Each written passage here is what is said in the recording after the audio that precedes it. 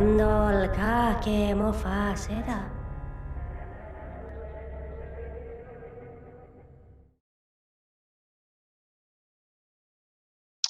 Hi, welcome to Talking in Stations. I am Ron, USMC.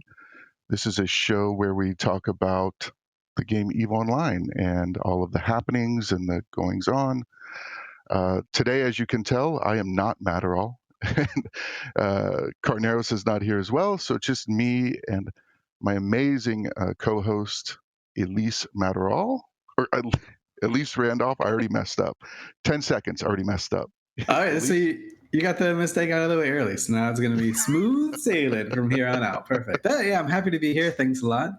We've got a really cool show. I'm really excited about it. Even though we're alone, the two of us, but we're not alone, really. Well, we also have the wonderful January with us to make sure that we keep our mistakes to a minimum, hopefully. Hi, January. Hi, guys. It's great to be here. So today, the main topic is going to be the Army of Mangoes. This weekend marks the 6-month anniversary of the founding of Army of Mangoes, and in 6 months, they've come a very, very long way. And today, we are very happy to have a few guests from Army of Mangoes. The first, of course, is Chairman Mantou, who's the exec, the leader of the Army of Mangoes. And Chairman Mantou speaks mainly Chinese, but we also have Fulcrum, who's an FC from Army of Mangoes, and he's here to make sure that we all get along very well. How are you guys doing? We're good. Hi, everyone. We are good. So, can you tell us when you guys came over from Serenity, because you guys are originally founded on the Chinese server, how you started on Tranquility and why you chose the name that you did?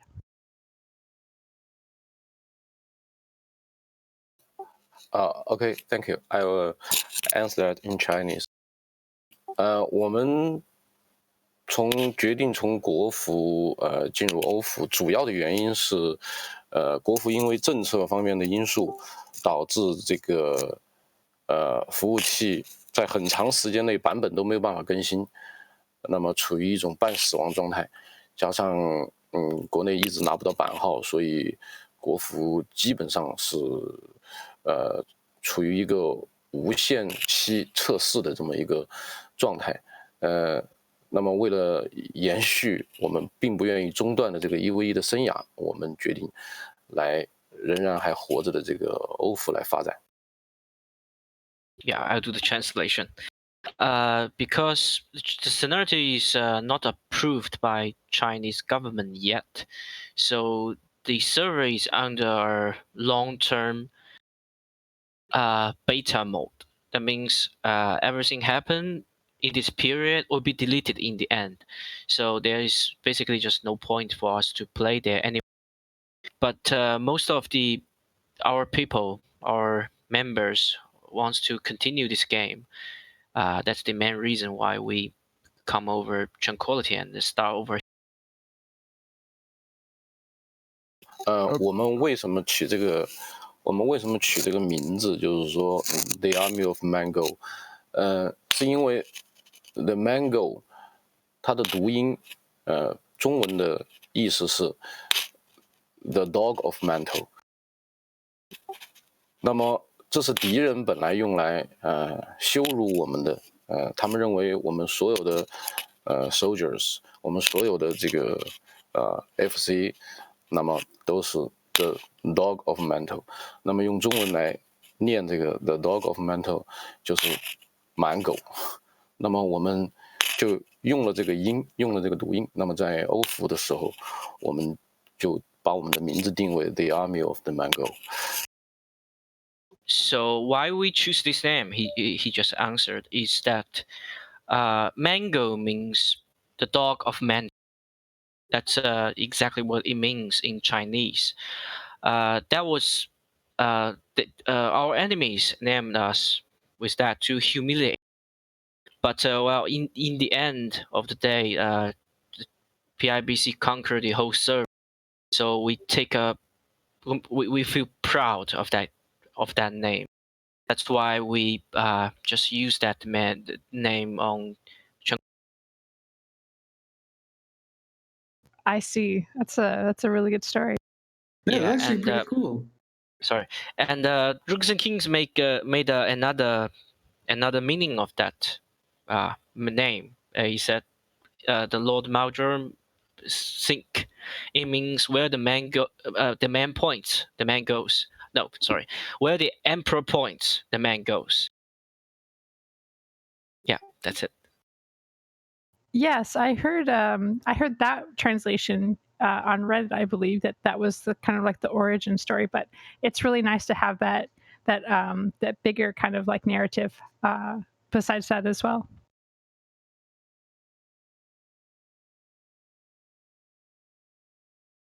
Yeah, I'm glad that there's the real kind of meaning, but yeah, although it's not that different from what we'd seen in the Rooks and Kings video. I think it's really interesting, the deal, I guess, that Army of Mangoes had with both Legacy and Winter Coalition at the same time. That and I know that was probably pushing and pulling you guys in different directions, but one of the things when we were in that war was when Winter Co declared war on Army and Mango, and that was a really big day. And I was wondering if Chairman Mantou had known about that beforehand. Was there any warning about that, or kind of how he took that news that day?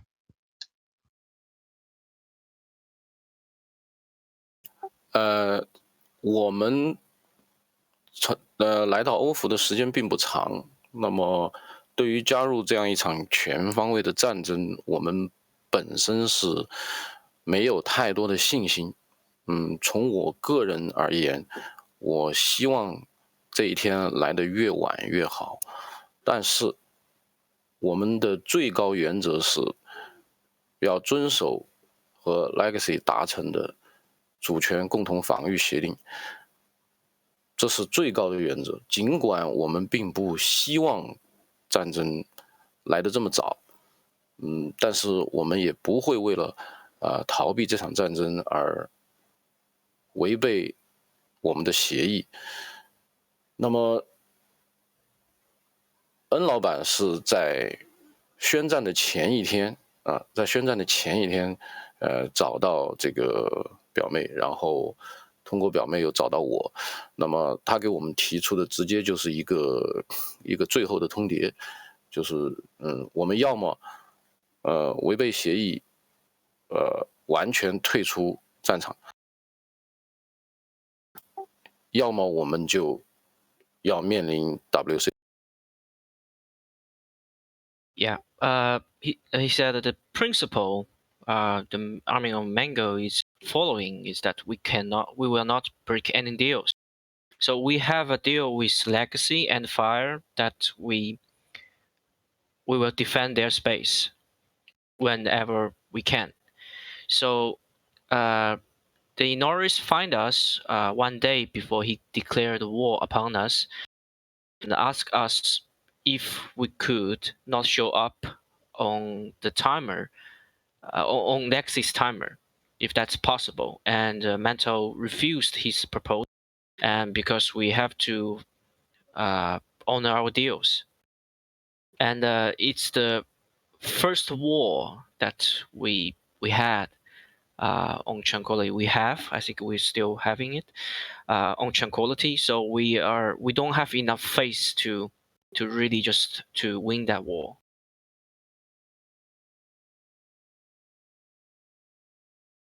Yeah, and I can tell you from, just the history, and, Elise probably knows a lot more about this than I do, but, keeping deals brings more value to any future deals that you have. So, we were very happy that, the Army of Mango kept their deals.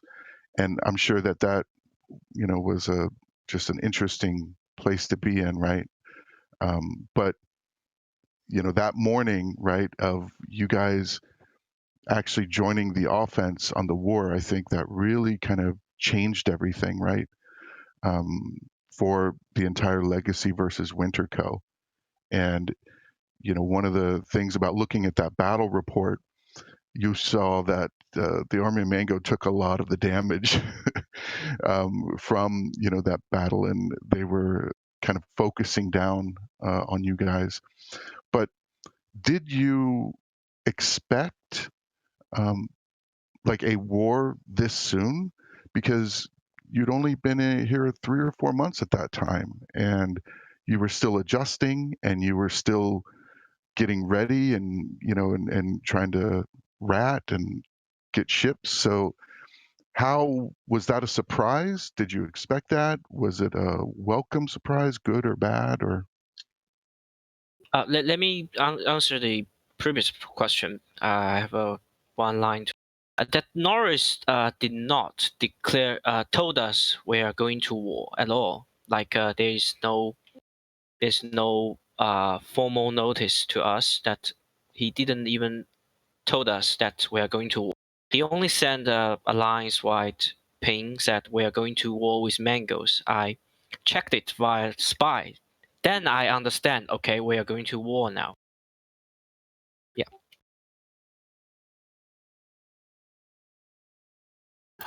尽管我们希望，战争来的尽量的晚一点，但是我们在国服多年的传统就是该做的事情就要全力以赴的去做。尽管我们不希望，或者说我们对自己进行战争的能力还没有完全的自信，但是既然它发生了，我们就不会逃避。我们会以我们现有的力量全力以赴。第一阶段你翻一下。We definitely hope that this war could come later, but since it's already started, we will just throw in everything we have to win. And we definitely have no faith in this war. We didn't think that we're gonna win this because Winter College is much more stronger than the Army of. 实际的情况比我们想的要好得多。虽然我们在战争开始的第一阶段，我们已经做好了欧米斯特会被焦土化的这种可能性，但是这并不能阻止我们用全力以赴来投入这场战争。But in fact, the situation is much more better than we thought it would. Even though we were prepared to lost almost, but even though we just we have to throw in everything to win this war. That's the most important thing. 当时对于我们AOM 来说，并没有什么太多的选择，我们也不想做太多的选择，因为既然这个 WC 对我们全面的宣战，那么我们除了跟 Legacy 一起并肩战斗赢得这场战争之外，我们没有做第二个安排和方案。So we did not have any other options in that situation. So when Norris declared a war upon us, there's no other options for us to take except fight with Legacy and win this war. 我对我们队员的表现，对我们指挥的表现，我都非常满意。他们表现了非常优秀的战斗素质。我们的队员在那段时间高强度的、长时间的参加集结，他们在保卫欧米斯特主权的同时，又在前线参加各种进攻的行动。最长的一次集结时间前后长达14个小时。那段时间确实我们的兄弟们非常辛苦，我也非常为他们感到自豪。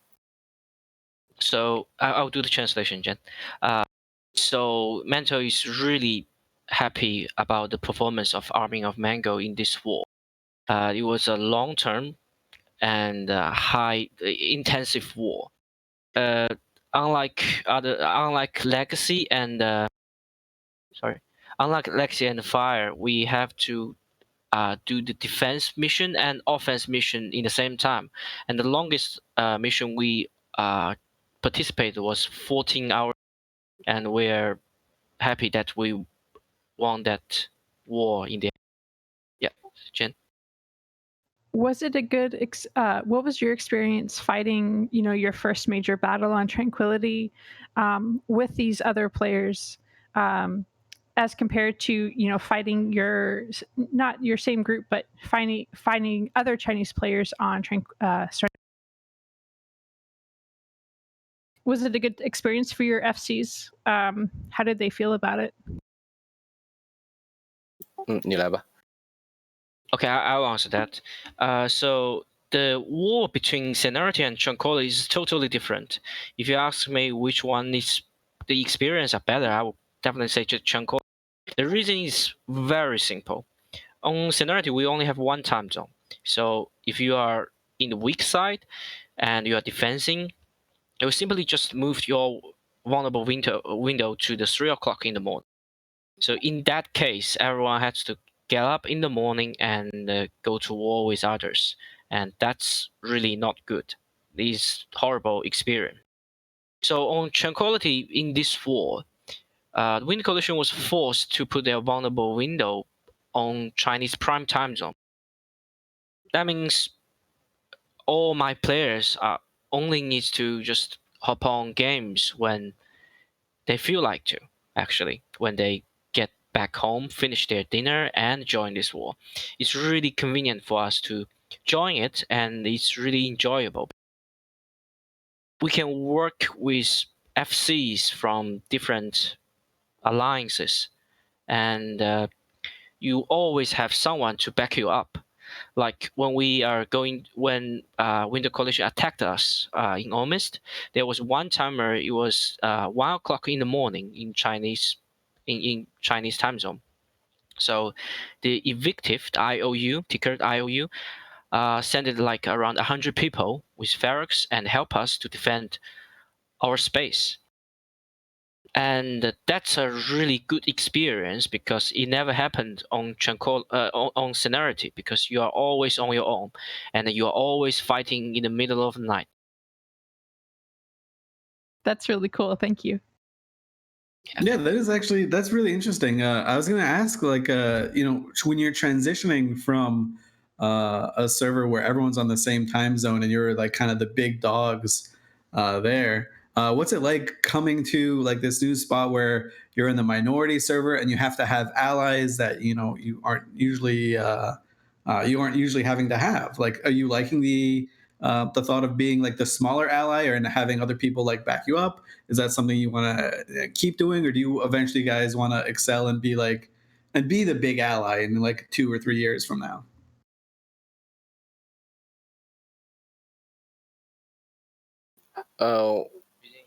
这个体验确实是完全不同。虽然说在这个国服我们是最强大的联盟，但是我们也并不是没有盟友，只不过我们地位更加主导一些。到了欧服来，情况是完全不同，所以我们在进入欧服之前，我们就在心态上对自己进行了调整。那也就是说，我们来在欧服肯定是一个新生的，而且是规模较小的一个联盟。那么我们会谨慎的选择盟友，会谨慎的选择自己在盟友中应该起到的作用。然后寻求在欧服的长期发展。So yes, it's a totally different experience. We actually are the biggest force on Serenity, but we also has lots of allies. For example, VVV is a long-term ally with. So before we come to Tranquility, we were prepared to be a smaller ally to many allies. That's why we choose our allies and choose our allies with extra cautious. Cautious? What's that word, Ron? Yeah, cautious. Yeah, we choose our allies really. We had a really long conversation in our command, in our leadership, when we were trying to choose an ally to work with. So, speaking of allies, the situation on Tranquility is a little bit interesting because VVV, as I understand, is allied with Northern Coalition, which has been traditionally against Legacy Coalition.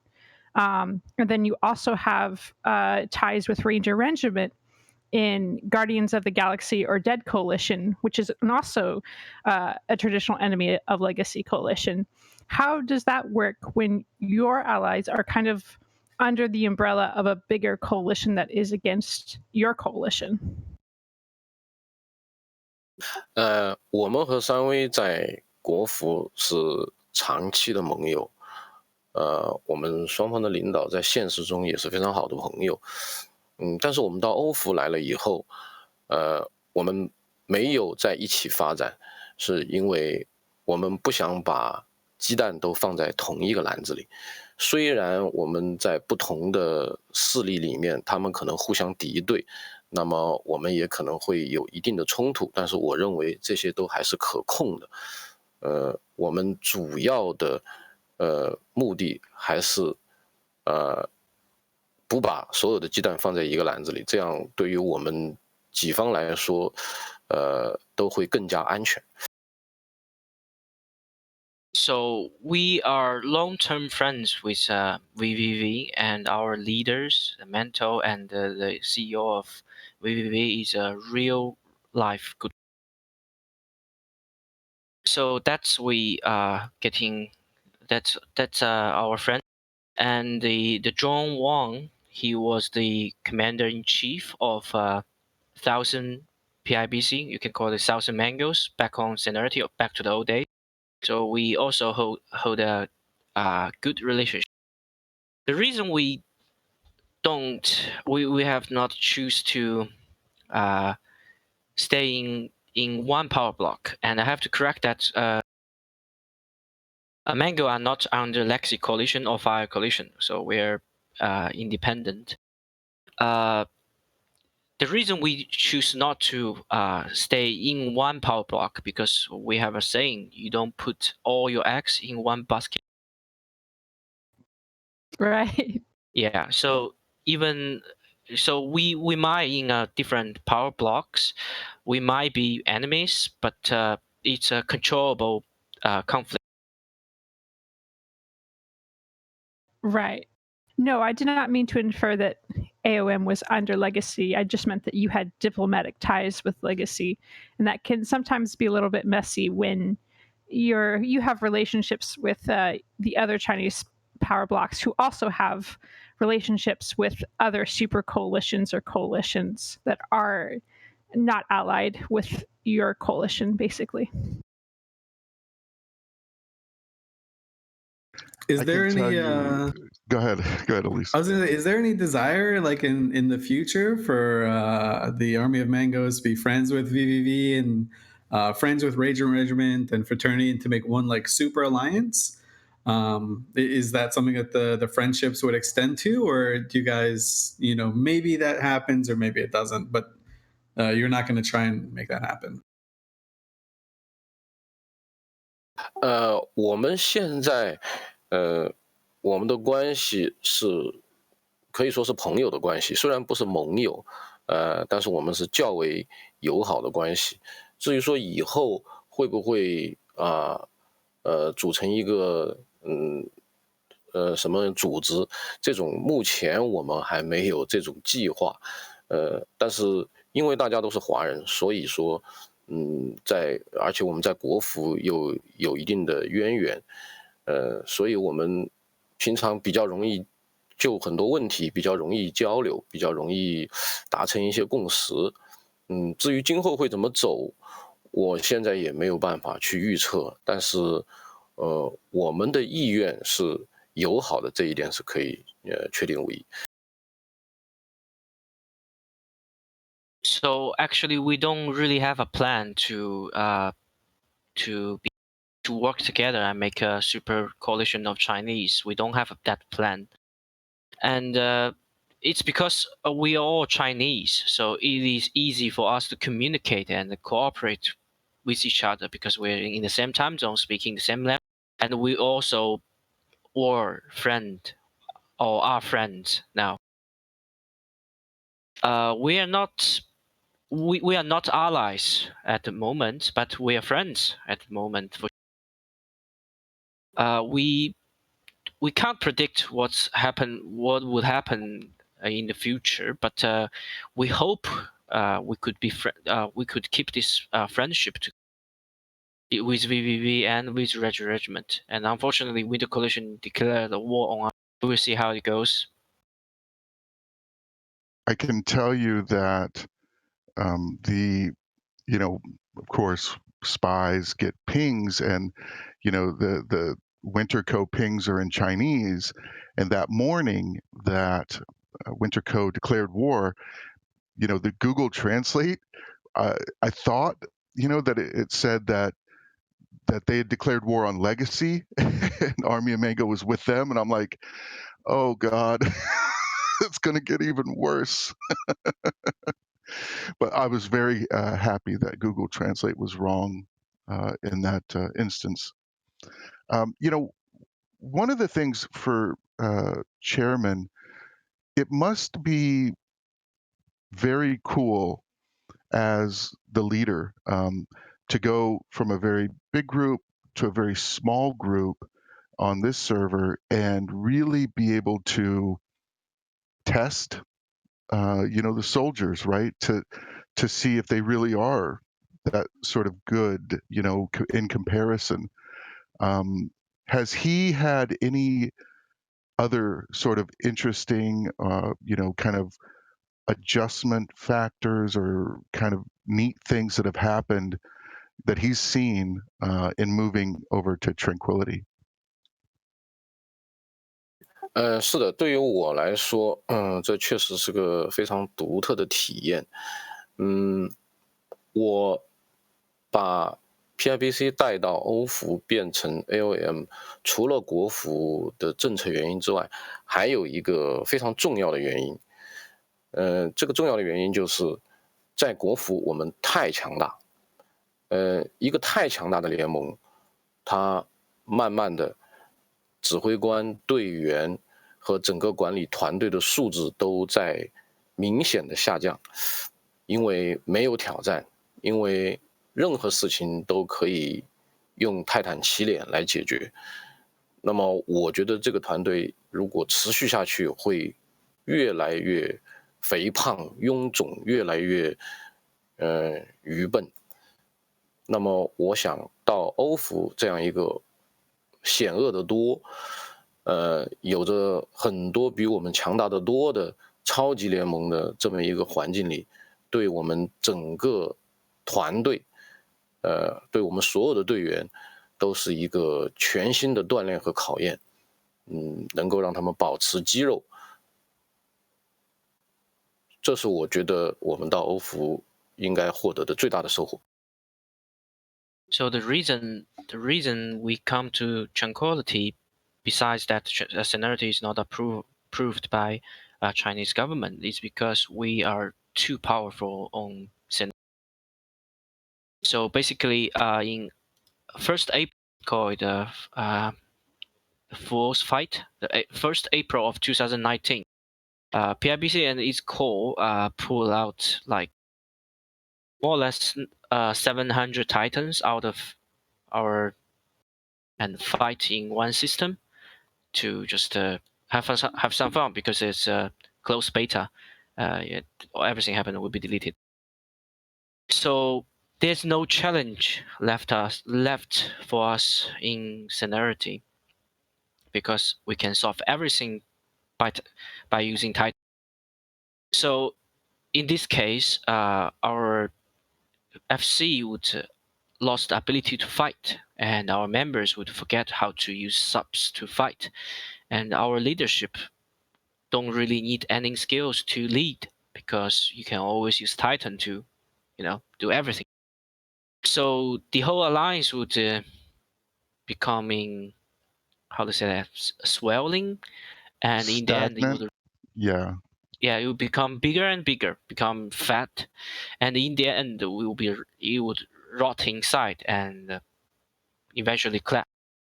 So that's why we choose to come over Tranquility to practice us within all these super coalitions, all these giants. So that's what we're trying to have, the experience we're trying to have on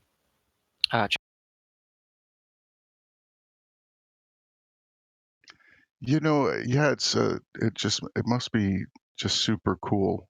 It's like kind of starting a game over, right? And starting from scratch and getting that beginning sort of, experience. Um, one thing interesting, is on the map. So Ranger Regiment is up in the north. Um, AOM is down in the south, and Winter Co is kind of in the middle and up in the north. But in the news recently, there's been a lot of talk about Ranger Regiment and the change of leadership and how, allegedly or, that was purchased or something. I don't know. But Ranger Regiment has a new leader now, Miss Rabbit. And I guess from my understanding, Miss Rabbit is taking over the exec role, and then the former exec of Ranger Regiment is moving into purely military. Uh, I was wondering, what you thought of that, because from my understanding, Ranger Regiment used to be allied with Winter Co, but the new exec comes from Army of Mango, right? So are they now more aligned with Army of Mango, um, or your thoughts on that? 这个兔子是我们 AOM 的成员，他在 AOM 拥有自己的军团，那么他担任 R2 的 CEO，主要是他的一个投资行为，是他个人的一个投资行为。那么这个投资行为对我们双方的关系的影响，肯定是会拉近我们双方的关系，这一点毫无疑问的。So Miss Rabbit is a member of the Army of Mango. She has her own and she become the CEO of Ranger Regiment. Is a pure investment activity. It's his personal activity. It's not related to the alliance, and it would definitely become a positive thing between for the relationship between two alliances.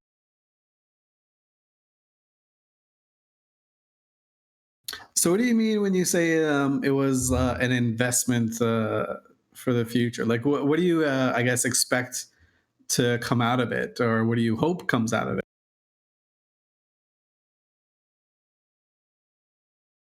从兔子个人的角度来说，他当然是希望他的投资能够获得比较好的回报。那么从我们联盟的角度上来说，我们希望能够借此增进我们和 R 之间的关系。实际上在兔子投资 R 之前，我们跟 R 的关系就是还不错。虽然他们跟 WC 是蓝家，但是我们的指挥官还有我们的一些队员私下里都是经常有沟通，本来就有一定友好的基础。也是因为我们本来就有友好关系的基础，兔子才会认识R 的2位联盟级的管理，也才会发生他最终投资 R 的这件事情。那么，兔子投资 R 之后，我们联盟和兔子都是希望能够拉近2个联盟之间的友好关系。Like every investment, Miss Rabbit of course wants her investment to have a profit. And before that investment, we were in a pretty good relationship with Ranger Regiment, even though we are not blue and we are in totally different power blocks. And even they're blue to Winter Coalition. But our FCs communicate how to say that privately, and our members has good relationship with each other. That's the reason why Miss Rabbit meet the 2 leaders of the Ranger Regiment with Domi Typhoon and John. Both of our alliances and Miss Rabbit hope this investment could increase our relationship to be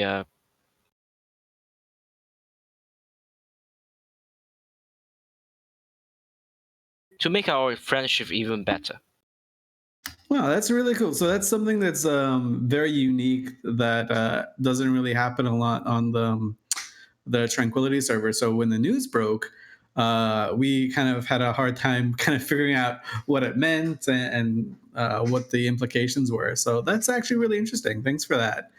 Do you think that that relationship is already being fruitful when Ranger Regiments basically told Winter Coalition that they would not be able to help out, or was that just in the war? I mean, or is that just something that was already existing, like that dynamic? 这个投资的决定，并没有立刻改变，这个 R 跟 WC 之间的声望关系。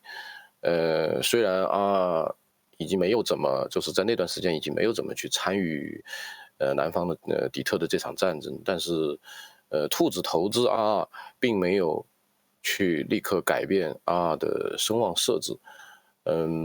因为兔子他作为 R 的这个 CEO， 他作为投资方，但是主要的管理就是联盟层面的这个管理，还是由台风和这个王大大来进行的。在这些方面，兔子还是充分尊重他们2位的意见，所以在声望方面，没有太大的调整。So the investment did not change our relationship immediately. Even the Winter Coalition and Ranger Regiment are blue to each other, and even the Ranger Regiment did not come to Detroit and help Winter. It has nothing to do with this investment at all. Miss Rabbit invested in Ranger Regiment, and she did not ask a regiment to change their standings with anyone, because as an investor, she fully respect the leadership of Ranger Regiment. So she changed nothing about the policies of Ranger Regiment. Oh, that's really interesting. Yeah, as I was saying before, that this whole concept is as having that as an investment is very foreign to a lot of the people on Tranquility. So it's very interesting to get that perspective from you guys, and it's kind of cool that you guys have only been on the server for 6 months and already are shaking up what we feel is normal here. So that's very interesting.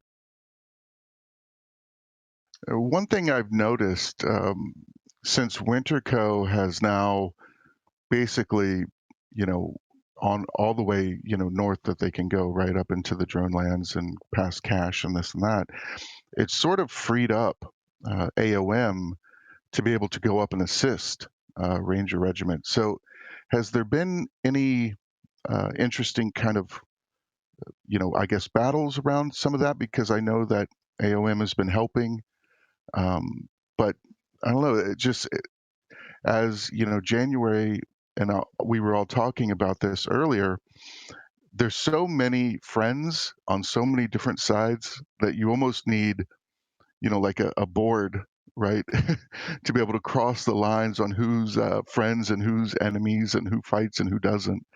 But has AOM been having a lot of fun going up and helping RR up there? 虽然说这个底特的战争暂时基本已经结束，但是据我们所知，这个 WC 搬到这个辛巴和北方之后，那么有可能在北方引起一些摩擦。那么从我们的角度上来说，RR 虽然说我们的声望并不是蓝家，但是我们是把RR看成朋友的。那么在RR需要帮助，而对方跟我们并没有外交上的难题的情况下，我们肯定会首先选择帮助RR。这一方面是对朋友的一种帮助，另外一方面也是锻炼我们的队伍，保持我们的活力。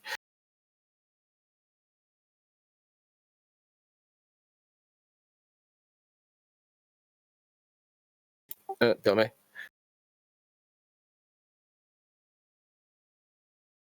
So the war in Detroit, we will assume it's probably over, and the Winter Coalition is moving up to the.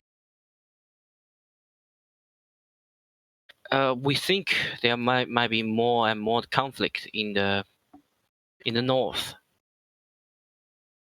and even we are not blue to Ranger Regiment, but we're still friends. So when they need help and there's no if there's no conflict of interest to our allies, for example, the Lexi or the Fire, we will choose to help Ranger Regiment for sure.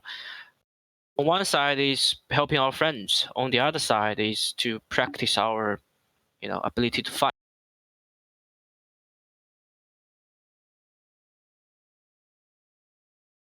And I've noticed that the conflict up north has slowly started to increase. And I think it was STAC-F.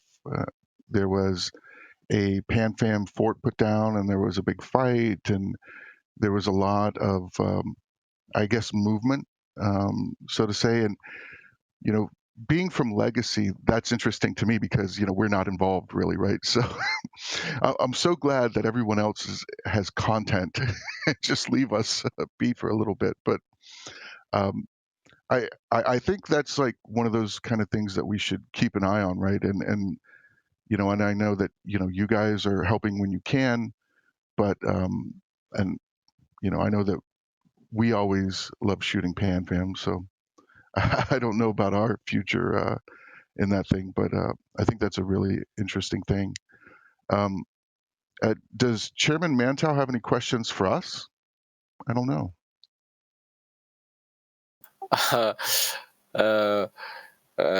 Thank you very much, and I do have some question. 就是在接下来的一段时间，从这个Legacy 的整体构想来看，就是你们是准备完全休息一段时间，把前线打扫好呢，还是说有更进一步的这个计划，以及你们在北边就是你们是否认为和 WC 的战争已经结束了，还是说它只是在某一个阶段上结束了？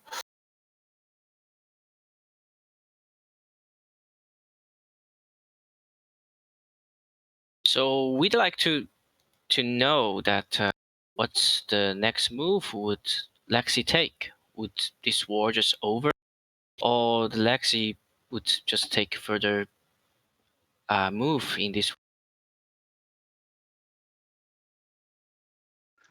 So Ron can probably speak Yes. to it, right? Yeah, But I have a feeling,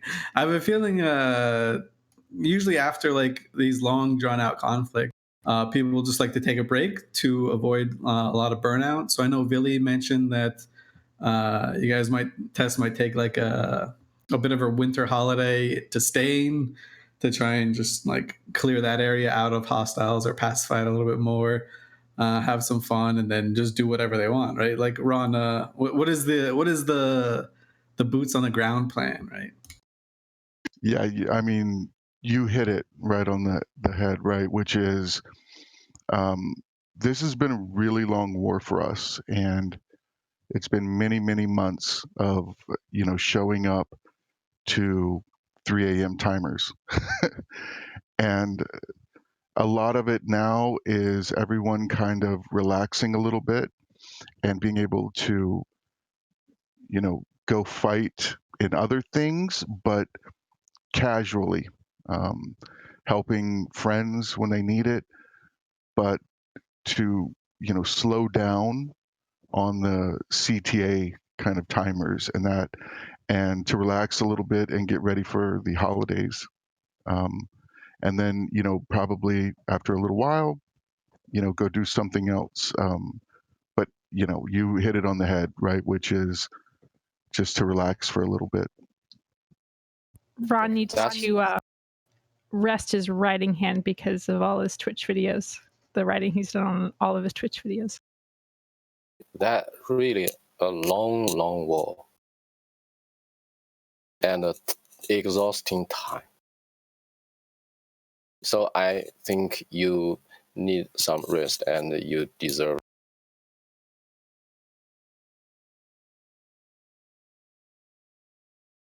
And I don't have any other question.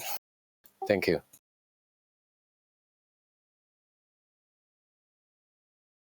It does create like I want to say the one cool part about a lot of the Serenity players coming into Tranquility is it creates this really interesting dynamic because you see all of the existing power blocks trying to become friends with one of the groups that came over.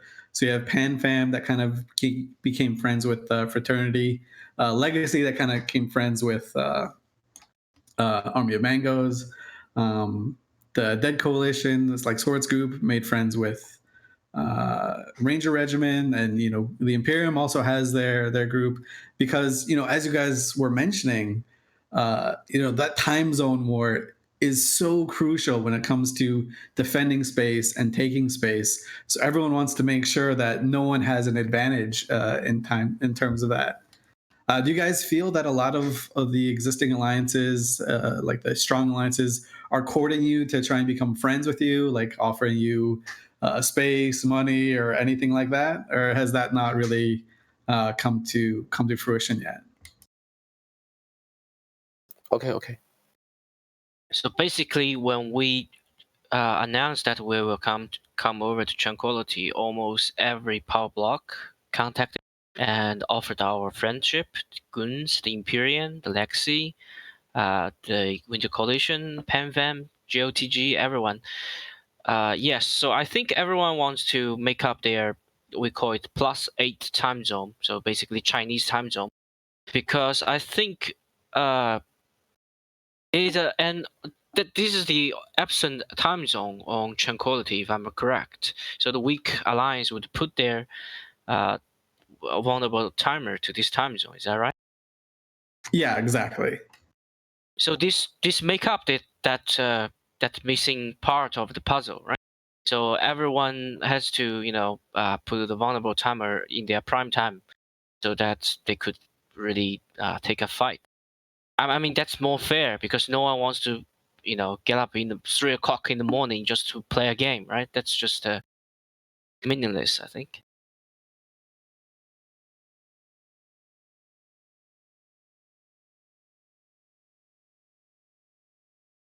Yeah, it was very tough, and it was even more tough when we lose. That makes it even worse, right? But it was a major change in the war when Army Mango joined the offense, and it's been a super fun past few weeks, right? And yeah, we're looking forward to the rest and kind of relaxing times. Um, you know, and I know that Chairman Mantou mentioned that he doesn't have any plans, with kind of, moving friends or getting allies or anything. So, but what are his general plans over the next 6 months or so? And not necessarily military or that kind of thing, but things that he wants to, focus on for the next 6 months or so. Our plans, and next stage is get fat, eat more, earn more money, and manufacture more ship, get more muscle, and expand ourselves. We need more people, more construction, and more money, and we hope we can build up our Titan fleet, such as. So we have one plan: get fat, and that's it. And that's really kind of the shift in the Eve meta that has come today, is just get as big, grow your empire, grow your super carrier and Titan fleet. That's pretty much the best chance you have to survive as a nullsec entity, is get people and get fat, get space, get rich line members to help support your alliance. Yeah, that for ourselves and for our alliance too. And I think the most important thing is you have muscle, you have tooth, and you can protect yourself, you can survive, and you can face the more powerful enemies. So that's the most important thing we will do in the next.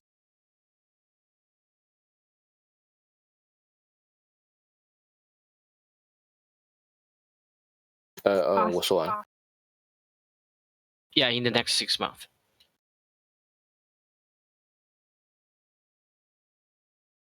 Awesome, thank you. So we had mentioned a little bit about the NC staging in SF TAC, and I have kind of a report from an NC FC by the name of Blazing Bunny, who I had asked to kind of tell me what is going on back there or up there. And according to him, Northern Coalition had moved up to Tino in the pursuit of good fights, training FCs and PvP. And that is pretty standard. You want to keep, if you're a big alliance, you want to keep you want people to rise up. And you do that by having these conflicts, these content conflicts, where you just move over to a space, you just have them practice under the eye of a strat FC or two. And you basically teach them how to fight in a big nullsec block warfare. They had, the original goal was just to fight GOTG, but Initiative and Goons have agreements with GOTG, and they have access to their jump gates. So it's very easy for Goonswarm to come up and help them. They did have some really good fights. If you all remember, a few weeks ago, there was a Tatara fight, a Tatara timer that GOTG successfully defended, and there was a massive dread brawl. I believe the battle report was very close, even within like 100 bill, that's how close it was. And GOTG successfully defended that Tatara. They really have a lot of strength in the AU time zone. That is something NC really struggles. NC and allies really struggle in. Speaking of time zone tanking, just really quick, I want to thank very much Chairman Mantou for coming on and giving his point of view, and also Fulcrum and XGB from Army of Mango for coming on. This went excellent, and I know that it's very late over there, so if you want to go, please feel free to go ahead and go, and thank you so much for coming. But if you want to stay, you can also stay. But I know that it's very late over there, so if you wanted to go, it's okay. Very thanks to all these friends. And it's really late in Chinese time. And we will leave you, and I hope we can speak in some other times. Thank you, my friend. Thank you very much. Yeah, thanks for coming. Your take has been like incredibly interesting and really eye-opening. We hope to have you on again soon. Yeah, thank you for inviting us. But I have to add one more thing about the war. I think the guy who contributed the most is the Sedo. In Chinese community, we prefer to name him as a Russian. We call him Sidov. And we, of course, the Army of Mango have to thank him for helping us when we have to defend our space, and thank him for taking help us when we doing the offensive mission against the Winter Coalition. And that's it. I'm gonna call it now. Thank you, guys. Thank you. There you have it. Billy and ProGod, they always get like top billing when it comes to stuff, and Ron too. They always get top billing, but I'm sure Seto will be really happy that he gets the MVP moniker from the Army of Mangoes, like officially. I'm never going to hear the end of that. That's going to go on for months.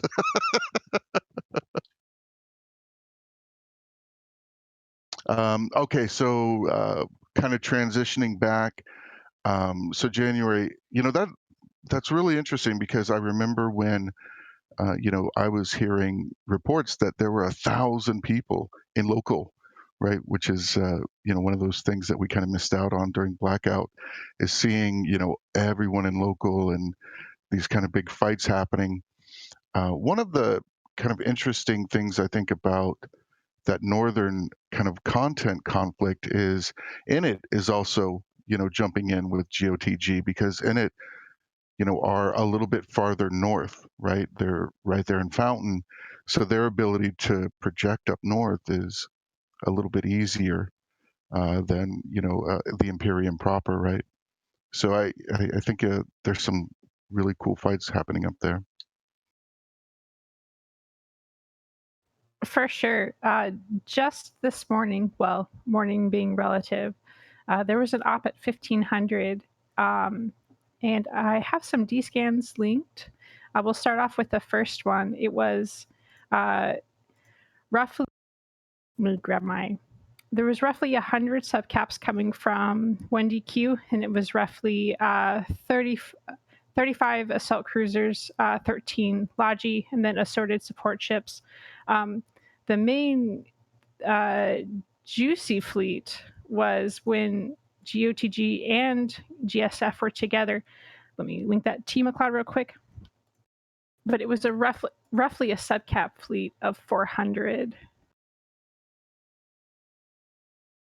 And so in the face of these odds, Northern Coalition decided to stand down. But it just kind of goes to show how fast GOTG can form in their time zone, and how the help from GSF really kind of sways like the decision for an opposing force to either stand down or decide to come on in. One of the things, and because I have to give a shout out to NC, in some of the fights that they've been in, and I know that everyone kind of memes about and this and that and docking or whatever, but NC, when they bring it, and they will drop and drop and drop, and we've seen a couple of fights where they just keep coming and coming, and this is one of the kind of things that I've always said about PanFam, right? It's memeing is on Reddit, but when it comes down to it, they're going to bring it, right? They always do, and a bunch of very skilled pilots. So seeing NC, PL, and Pandemic Horde up there, all kind of almost not independent, fights, but kind of joining forces and hitting with, maybe one group will be in subs and the other group will be in caps and that kind of thing. It's really fun to see, right? It's really interesting because, just seeing the same couple of things, for months on end gets super boring. And, so I'm really excited about what's happening up there. Elise, have you been able to get in any of those? I know that you just got back from Shanghai or something, right? So PL actually deployed further south to help Fraternity and the rest of Winterco a little bit in the war. So we actually didn't deploy with the rest of NC and Horde to fight Dead Coalition and stuff.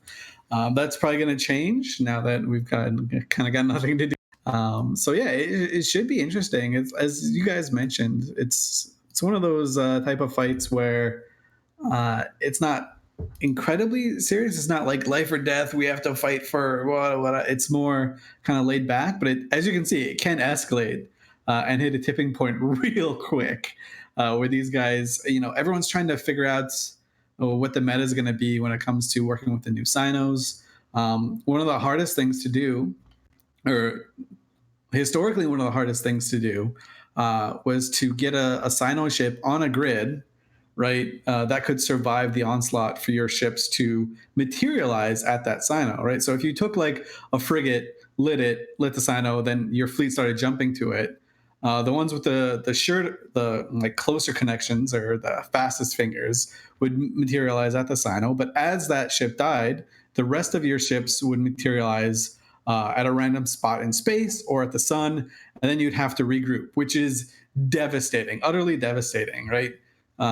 So historically, what EVE players did to combat that is they'd light a disposable Sino, bring in one ship, like a super tanked carrier or something, and have that light a Sino. But that doesn't work anymore. So people are trying to figure out how the best way to do it is going to be. And this is a pretty good venue to test it out, right? Because not too much is on the line. Who cares if you win or lose, et cetera? You just get to figure out what the meta is going to be moving forward. And, people with that knowledge have a massive advantage going forward. It's so funny you mentioned that because I have an AAR from the Chitara defense that PanFam Sinos had no cover. They were basically so exposed that the GOTG Munins picked them off pretty early. And it was a little bit wild that they were able to get Sino in their main fleet. So you're exactly on point when you're talking about, these new learning conditions that before your Sinos were pretty safe because you could put them on a carrier or a dread or something. And now you have these really squishy force recons that you have to maneuver on grid. And yeah, people will just have this recon tab on their overview and they're able to take them out so quickly. And I believe that's why the fight was basically very even, because they just had that delay for getting their fleet in, and it caused UTG to have that small advantage that ultimately decided the fate of the fight. But absolutely, new Sino conditions are a huge game changer for these big fleet fights for that exact reason. Yeah, it's one of the pieces of chaos that kind of has stayed around, and people talk about the local changes and all that, and the taxes even, but it kind of seemed, and maybe this is just being a prisoner of the moment a little bit, but it seemed like people forgot about the Sino changes in a way, at least when it came to PvP. So now, I guess for now, the meta is let me get into the system first, which used to be the meta a long time ago. It was whoever was in the system first, whoever formed up first had that insane advantage because they don't have to worry about loading grid. They don't have to worry about anything like that. Yeah, it's it's funny you mentioned the recon tab because yeah, you finally get a reason to use that recon overview. Finally, right? One one of the kind of things, and I have to tell you, I'll go on record now, and even though I'm a pretty positive guy, I'm digging the Sino changes. I'm digging it. It adds some interest, and yeah, it's more room for error, but the only real problem I can see with the Sino changes is, as an FC, when I say, hey, who can get me a Sino to X? X up if you can. Like I would get, like 15 X's. Now I get like 3. And it's usually the same 3, right? So that's the only thing. It's really, minimized the amount of people that can perform it. But, it's a long train, so they'll get around to it, right? Um, Does anyone have anything else about that, the Northern conflict? It's kind of interesting. Like if you want to put on your tinfoil for a little bit, it's interesting how it all played out, right? So you have uh, around the same time that the war starts heating up, or I guess heating up again between Winterco and Legacy, you have Horde and NC Dot move over to occupy Rager Regiment, right? Because they attack. Sword Dragons Group, Dead Coalition, Guardians of the Galaxy, whatever you want to call them. And so now Rager regiments, they can just say, hey, my hands are tied. I always wonder if there's something more to it, like if we can actually tinfoil for it, or if it was just a matter of those guys saying, hey, we live up here. The closest people to fight are Sword. We kind of don't like them from that one thing they did last time when we fight them. That's usually the case, but every once in a while it's fun to go full crazy and see and kind of just theory craft what the implications might be.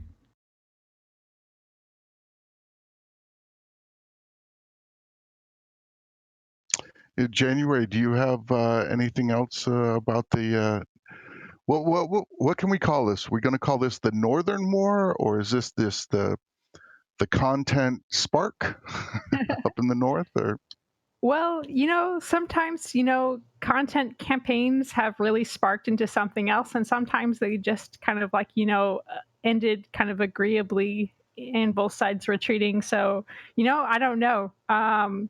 GOTG had been traditionally a longtime ally of the Northern Coalition and Pandemic Horde, and had kind of fractured last year. So, and now that we're seeing Goonswarm and Initiative kind of help them at every fight, who knows? This could be a stalemate. GOTG with GSF is very strong. But again, that might be enough to kind of revitalize Horde and Northern Coalition. Strength is born in conflict, so it's really early to tell. Yeah, the Swords Alliance and his group have kind of I don't want to sound salty or mean or anything, but they've definitely swapped allegiances in the past. Kind of often, right? So they've been on the Imperium side, they've been on the PL side, and they've flipped back and forth a number of times in their history, right? So now it seems like they've flipped back into the Imperium side, which is great for the Imperium, right? Because if they want content, they can easily just kind of Anzabel all the way over to that area and help them out for timers without having to do anything. And previously, they could go the other direction and help out Legacy if they wanted to.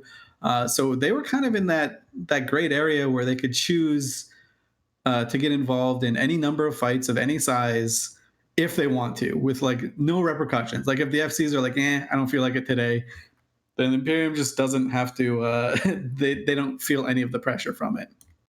So they're in a pretty cool spot. And I don't know if they kind of came there by accident. You never really want to say that it was just a lucky accident when it comes to the Imperium, because they're quite conniving. They're quite calculated. But it's definitely an interesting little proxy war. And you're absolutely right. It does seem like the GOTG are kind of shifting back into the Imperium's favors. Yeah, it's always great because when you project, it's an optional content thing, and you're not pressing out on your members for CTAs. All right, so a couple of things really quick on the news front. So 2 weeks to Vegas, right, which will be the last Vegas run by CCP. But originally this was a player event anyway, so maybe it'll go back to a player event or something. But 2 weeks, and we have a bunch of people from Talking in Stations that'll be there. I think we have 8 or 10 people. Our Elise is going to be there, right? You're going to be there. Yeah, I absolutely will. And I did actually talk to some of the people that used to run it as a player meet, and it's going back to a player meet. So eVegas, gone but not forgotten. Awesome. At January, are you going? I am. So yeah, the whole team will be there. Well, I won't, but everyone else will be there. The important people. So that should be a lot of fun. And the second thing, and I have to mention this, is the Satoyos. The BPC changed in size, and first thing that happens, a fight, right? Love it. A fight happened, up north. Pandemic Horde and some rabble rousers, and Pandemic Horde came out with the blueprint. So congratulations, guys. Nice job. I love these sort of things that produce content, right? Like the old moons or whatever. Like, just what great stuff, right? Yeah, a different type of fight is always a welcome addition. And this, like, if I got it right, the mechanics changed for the Blood Raider CTO, right? So it's a little bit less. I don't want to say crappy, but crappy, right? So you actually have a better chance of getting the actual loot drops instead of just someone stealing it at the end.